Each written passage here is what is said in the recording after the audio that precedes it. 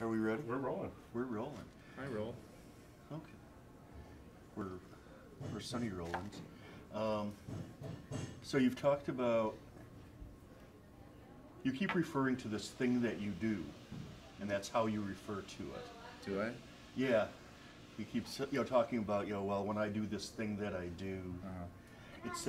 Can you talk more about this thing you do? Talk about what it is you do? Yes.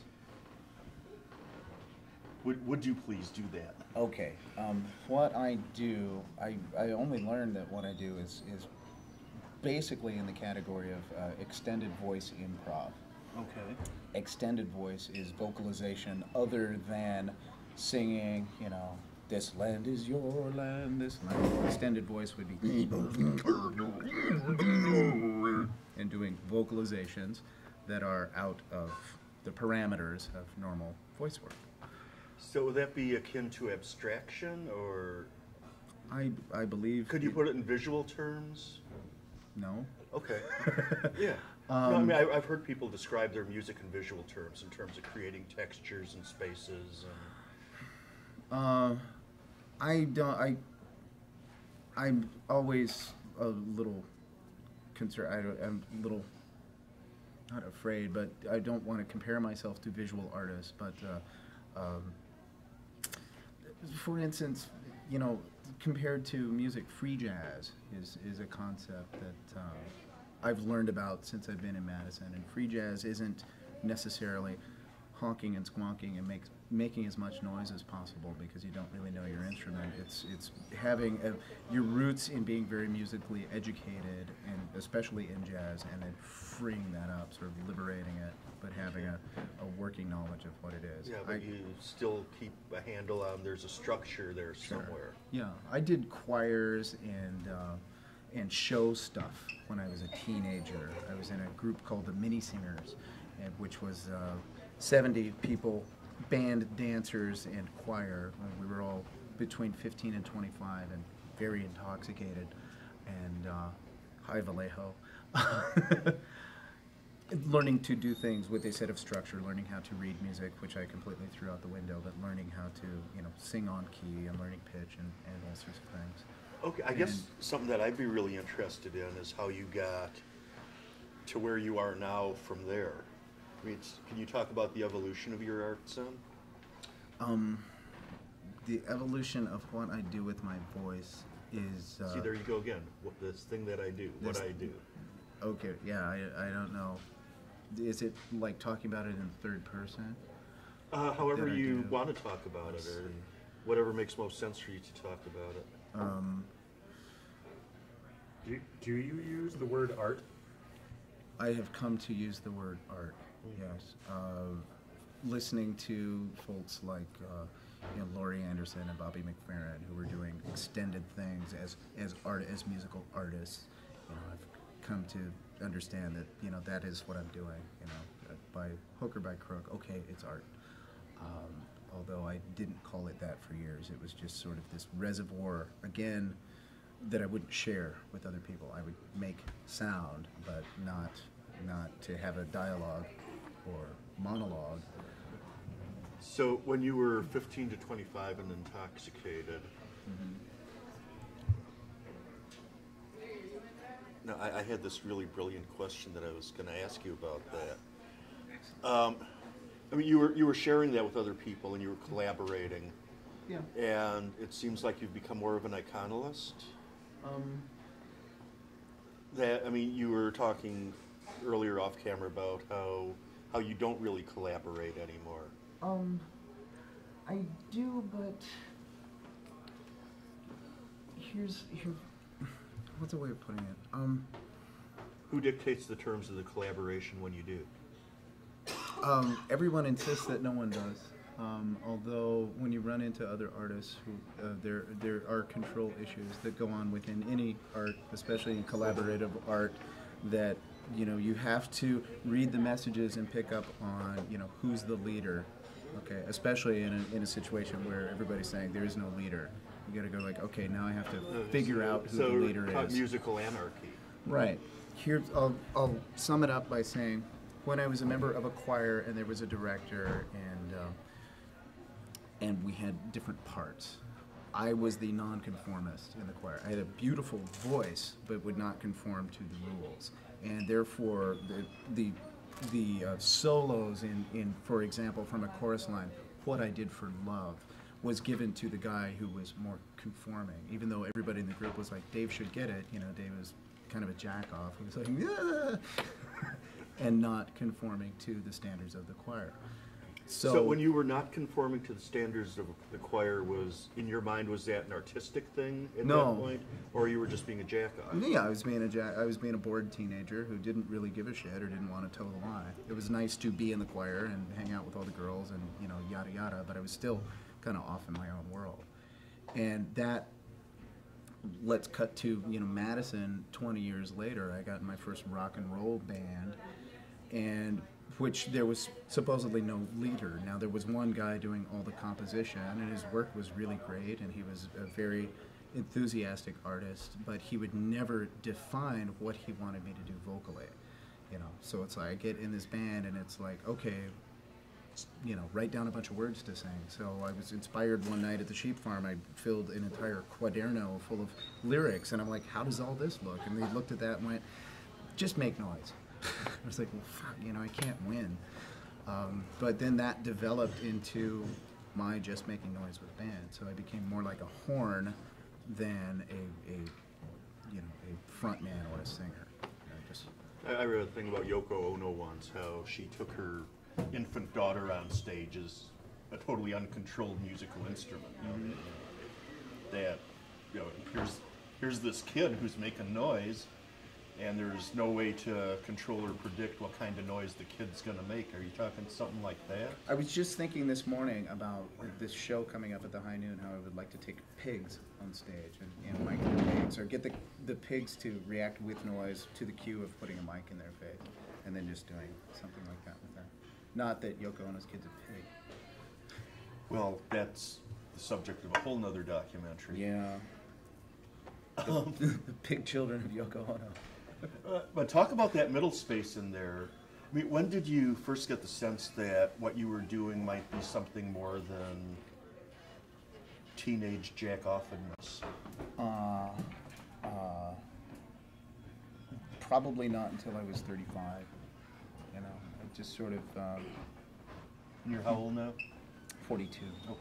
Yeah, this is the summer of 42. I'm soaking in it. I think that, well, you know the concept of, you know, wherever you start using is where you leave off emotionally, and then, you know, recovery or whatever is picking up where you left off. Yeah, so I'm familiar with that. So, yeah. but I don't know how much. But our viewing audience may not be. That's cool. I picked up drugs at 8 and alcohol at 12, and just kind of ran with it. And I've had to seriously get back on track, which means I have the you know, emotional range of an 8-year-old a lot of times. I have a little prop here. The first band that hired me, I'll wear this at some point, said, well, come up with a name, for example. Come up with a name. So, you know, my little abacus mind was rattling off names forever. And then it's, you know, well, what about all these names? And they're like, well, those suck. And eventually they said, well, we have a name already. It's like, well, why do you make me go through this, you know, thing? And their name was Kindheit. And Kindheit is a German term from psychological German that is the infantile state. And so in this band, I was shrieking like an infant and making all sorts of gobbledygook noise and stuff. And they were like, that's a perfect match. Okay, are you familiar with the primal scream movement? That's And what all I that was stuff? doing. Okay. Or people would say, you're doing primal scream therapy. And I'd say, okay. Just like my friends said, you're doing throat singing. I was like, okay. Okay, let's just jump ahead. Now, you've described what you do with food as art, or what other people do with food as art. And I'm kind of wondering about, you know, the big picture, how it all fits together. You know, what you do with the rock and roll band, what you do with your throat singing, what you do with food. Can you talk about those individual parts and how they're part of something that's bigger? Mm-hmm. Well, Would you? the thing I'm learning, okay, with my art as a voice artist, what I'm learning is that I'm starting to interpret what that is. Whereas with food, I know what that is. Okay, so I'm learning where I'm going with this art as we speak. With food, I found out from the people who are really taking it seriously that food begins at the idea of food, the idea in putting the seeds in the ground and growing the crops and everything. And food preparation is the basic forms of peeling onions and washing the food and doing all the different things with it, and really tuning into something, tuning into the fact that it's all about what's going into the meal, and that you can put power into what you're making, versus just buying commercially bought products, opening cans, and just putting food out there. Now, this idea of power could be interpreted a lot of different ways. Mm-hmm. How are you interpreting it? Specifically, and I do this too. I can see myself moralizing in kitchens a lot. But for example, if you are preparing some food and you're talking about what a shitty day you're having and how fucked up everything is and what a crap cunt cocksucker this, that, and another person. This is energy, and it's going somewhere. And food, being from the earth, is all these molecules that are specially heated up, and they absorb what's going on. And maybe that's a little Well, not necessarily. little mumbo jumbo, but you're putting your energy into something that's open and it's grounding right in there. Here, order up, and you, the diner, are eating this thing that could be okay, but there's something wrong with it, and there's something you can't identify with it. And it's not that I don't say crap and cock and shit in a kitchen. It's okay when it's funny, but you can't complain around food. I mean, I don't. So you're talking about food almost as if it has some sort of mystical quality. Food has spiritual energy, and the people that work with food have spiritual energy too. Even, the most basic form in preparing a food it's an artistic act, and I think a lot of people aren't aware of that artistic act. They just go through the motions of making food. They follow the recipe: a teaspoon of this, a cup of that, and there's really none of them in it. No, you are in that. You just don't. You're not actively involved in knowing that you're in it. And I just, somewhere along the line, very early on at 1920, I realized that you are in food, and I've kind of been able to take that along with me. Okay, so that's something that you carry into your other art things. That's what I'm finding about what I'm doing with singing is learning that art is a part of me, that I'm sort of meeting that art halfway, and that it's really going to take me to go ahead and express that fully, which I've still not arrived at. Now, I read reviews of art in newspapers and stuff like that, and often the reviewer will talk about an artist reaching their mature style. Are you familiar with that term? Do you think you've reached your mature style as an artist? No. That you've reached maturity? No. What do you think that means? The most recent one I read about that was nice, anecdotally, was that Matt Groening, after 17 years in The Simpsons, he's just like, well, I'm about to get my second wind, which he had doubted for years, because the show was just kind of falling apart for him. I hope his second wind's not Futurama. I hope so too, but he's talking about just the second wind of the creativity of The Simpsons. No, I'm really at kind of the beginning. I mean, I've been doing this for years, but I'm at the beginning of the next stage. And what I'm realizing is that pushing the rock isn't working anymore. So I need to kind of go around it and keep going. Maybe just get yourself out of the way. We're probably more recovery talk here. To get out of the way. Now, I don't want to define things for you, especially this notion of mature style, but my sense when I read about it is what they're talking about is once you finally mastered your materials or your instrument, right, and defined your subject matter, right, and then you can take that and explore those things in depth. Right. That you can once you have your subject matter, and I don't know, do you have a subject matter? Well, I'm a writer. I've been writing for years. I was talking to Brian before that I went to Central America in 1985 to be a Sandinista. That didn't happen, and my world got flipped completely upside down. It was the first moment where I ever thought, like, I'd always thought, yeah, I'm probably crazy, but Nicaragua was, I'm crazy. But what I started to do on that trip, once I was removed from my home environment, I started writing like crazy and mailing people letters and doing all this stuff and really working on just expressing myself through writing.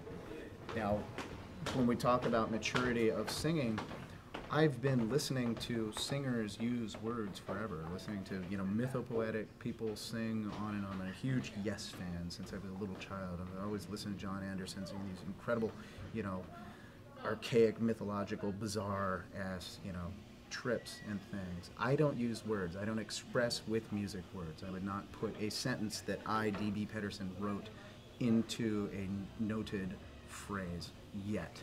So I'm still that far from maturity as far as I'm concerned, that I won't sing words. So what is it that you're expressing when you do sing? I mean, it's coming from a place inside of you. I mean, that's clear, I think, to anybody that's listened to you. Right. That you're giving expression to something. What is that something? Brian was asking me when you were in line where the throat singing came from. And it came when I was riding on the back of a tractor in an alfalfa field in New Glarus, Wisconsin, and I was trying to catch a hold of some thread of my father. Okay, talk about that history a little bit to kind of provide a context for us there. My father was I grew up thinking my father was an ogre, as I've come to hear it called, that he was only brutal, that he was only drunk, that he was only vicious, that he was only terrorizing of all people. How well did you actually know him? I met him a few times when I was a kid. I spent a few weekends with him, but memories are very partial. There's just, like, I remember fishing once. All right, so where does the impression come from? The sense of how he was and who he was? That's what I was told. Okay. Yeah, the family dynamic was, this is who he is. Don't bother ever getting to know him. I was in my late 20s before I found out that he was a very gifted musician. That he played saxophone, he played drums, he did all sorts of things. I had no connection with the fact that I had a musical kind of past. And reaching out and trying to answer the questions of my soul, removed from my family in Wisconsin, working on this farm, I tried to find my father. I found a landlord in Madison whose name is Ray Pedersen, which my father's name is Ray Pedersen. And I talked to Ray on the phone and said, I want to rent one of your houses, and he growled at me, and I went, I called him a year later and said, I really want to rent one of your houses. And I rented one of his houses and said, I'll project all of my dad's shit on you. And meanwhile, I'd go out to the farm every day and try and sing. I got to work with Robert Bly's group of weirdo. The Scrotum Draggers? The Scrotum Draggers. I got to work with them one year, and and they're like, it's okay to reach out for your father energy. So I did that, and what I pulled down out of the sky, as far as I'm concerned, is my voice. So, well, it sounds like, first of all, like a process that you couldn't have predicted or said, okay, I want to reach out for my father. I want to give expression to this through paint or through words. Right. But, it's something that came to you, is that you opened yourself up to it and it appeared? It appeared in sound. And I'm thinking as you say this, I have lots of friends, I've said, in LA and Hollywood who are like, you want to do this thing. You don't want to stress out the voice the way you're stressing out your voice, because you'll get nodes, and you'll get this, and you'll blow out your voice. And I've been cited examples of professionals who've lost their voice, and it's like, I don't really give a fuck, because that's over there and I'm over here. Yeah, this is And something that you need to do. Do you feel driven to do what you do? Now I feel driven to do what I do. And before it was intuitive. Now it's like, I've got to get on the ball and do this. And that's what the world around me tells me. Like I said, you should do this. And it's like, well, I got to do it my own way. So there's no way of predicting where this course would have taken me. But I've gotten there Okay, let me switch gears for just a moment here. And this occurred to me while you were talking about your father and how he was as a person, but also as an artist. And I think a lot of people make the mistake of not separating the artist from the art. And that, because somebody sings a song that was playing on the radio the first time you got laid, or or something like that, you think that person knows something about you, or you feel some sort of connection to them, and in reality they just might be some kind of jerk that has a gift or something like that. How, I guess I'm talking about the notion of duality. How much of what you do is what you are? I mean, how big a separation is there? That's who his attorney was in the queue. Does that question make sense to you? That question makes a lot of sense. It's pretty gray though. I don't think you could close your eyes and listen to what I do with my voice art, okay, or when I'm expressing or singing, and know really that much about me. Do you think people do that though? I That think they make assumptions based on I do. your public persona Sure. or whatever? I do to other people. I mean, I think it's perfectly normal to make assumptions about people based on how they present. And it's not, it's not a great gift that we all have. It's just what we're conditioned to do. It's reflexive. It's like, for example, it's just like drums have never really turned me on, so I would judge those guys because they play drums, and that has nothing to do with them and they're playing drums. That has to do with how I process things. So when people, the Midwest is a great experience for me to do this in, even though there's a lot of discomfort with it, because when I express, people do react in very strange ways. They go like, nah, I don't know. But I need to get over, the night I saw you on State Street, some woman, a couple of cute girls walked by, and one went, that's really scary. A year ago, that would have shut me down for 2 months. I wouldn't have sung anymore in public, because it would go like, oh man, I can't scare people, whatever. It's like, just do it. Doesn't matter. Just put it out there. Yeah, and if there's, they're scared, they're scared. That's within themselves, But that's how I learn about me, is watching other people learn about themselves sometime. Now, you're talking about this in terms of a process. Like a year ago you would have reacted one way, and now you react a different way, or don't react maybe. That you're I don't. you're not as sensitive to what other people think. That you're. Is it that your vision's getting stronger, your artistic vision? Yeah, and what's the word you just used?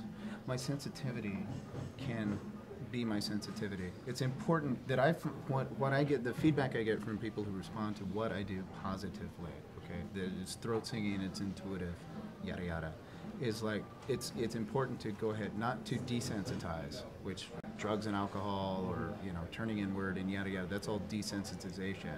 It's okay to stay sensitive, but like you said, maybe not react to it. Just work on the reflex, keep that down.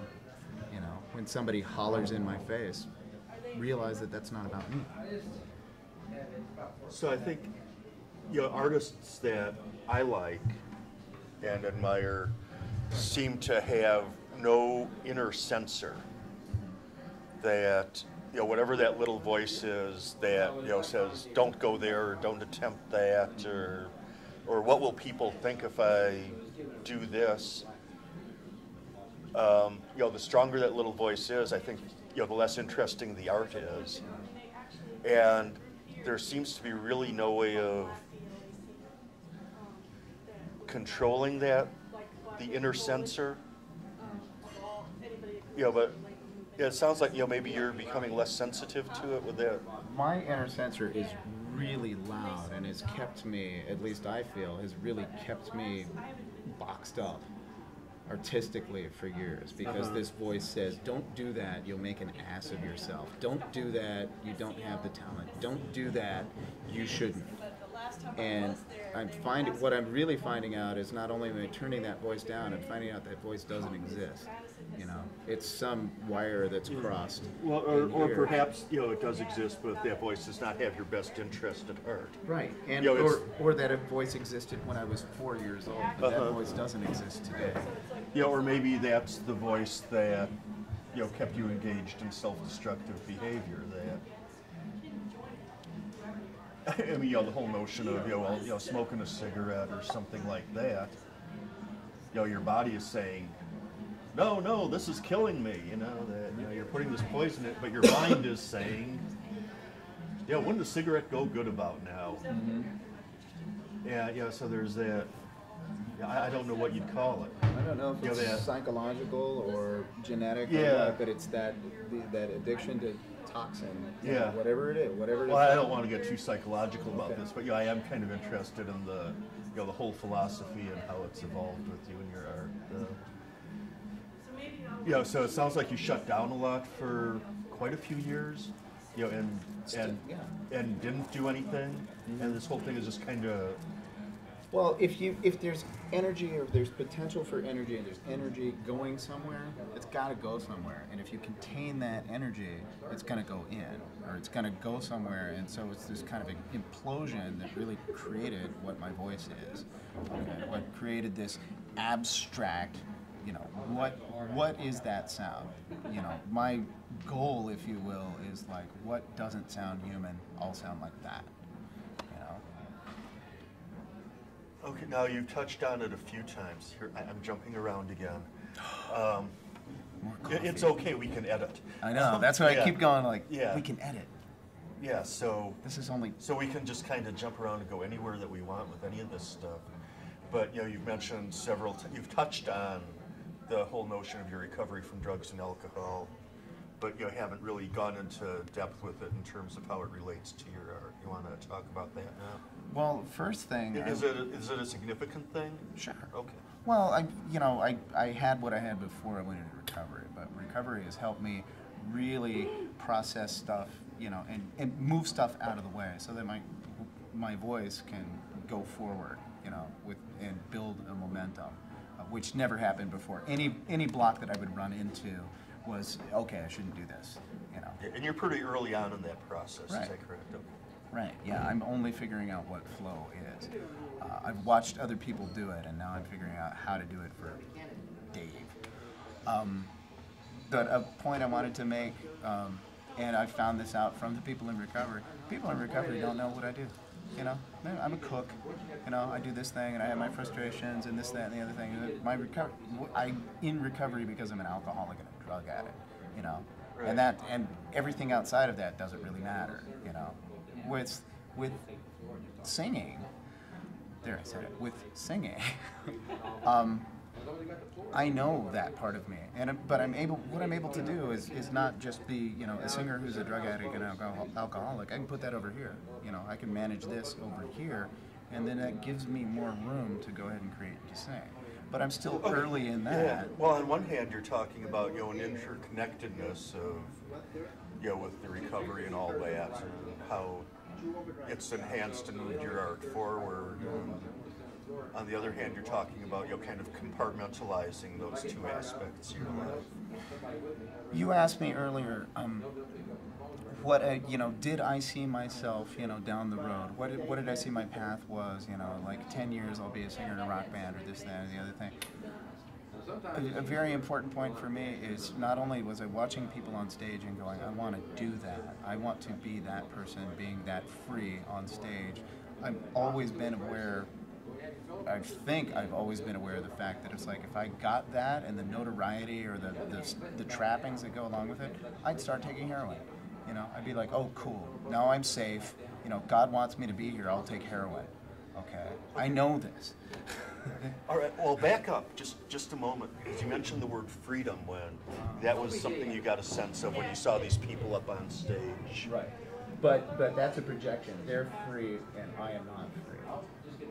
Right? Okay. They're free because they're doing it, whereas they could just be having the most fucked up day of their life.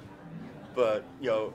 But you saw that as a way for you to get free. Sure. That, if you could do that. If I was free, that would be. So I must be trapped, and again, that trap is here. Okay, yeah.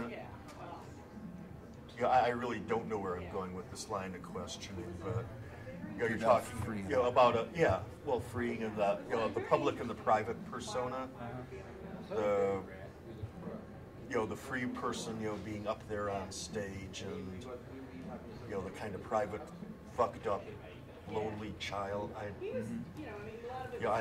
Like I say, I don't know where I'm going with this. One of the things that you may have heard in recovery, or at meetings or whatever, is the notion, the difference between having a secret life and a private life. Is that something that makes sense in the context of what we're talking about Sure. now? Okay. Well, as an artist and a singer, the thing that won't come out and why I won't verbalize is I don't feel yet that I can tell the truth about myself. And to me, that, being able to sing and express in words, in poetry, which I write, I love writing and expressing, but I don't share that, and that's what I'm getting to, is that I'll be more free. And I know lots of people now who are like, dude, you're the most free person I know. But to me, freedom is still over there. If they only knew that I can't express, and a lot of people from the outside are like, you're expressing raw emotion that we can't reach. Has it occurred to you that maybe what you're expressing through your singing or yelling in front of a rock band or whatever is something that maybe can't be expressed in words? Or do you see what you do as kind of a part of the process, and that at some point you'll have the verbal skills or tools to give expression to whatever it is that is coming out when you sing? Yeah, but also I see that maybe there's a good chance too that what I'm doing in the here and now is okay. And maybe I'll not hit that glass wall anymore and just look back on this and go like, the way I'm expressing now is perfectly fine. In fact, that's what I should be doing, instead of thinking that I need to learn another skill. Okay, so it's like, Mr. Pollock, would you just paint a house, if you will? It's like, don't tell them what to do, just do it. okay. So, getting back to this idea of mature style and all that, it sounds like, in one sense, that your artistic vocabulary is in place, and that now it's a matter of taking that vocabulary and using it to express bigger or deeper things. There's something that I have to communicate, and there is something, people who do healing stuff with voices are like, you need to be more of a healer, and that's part of my past too, is working in emergency medicine for years and not knowing that that art can heal. Okay, now this is something that I've wanted to talk to you about since I saw your. Huh? I am gonna have to pee soon. Okay, well, I still have to from way back when. We'll take a break.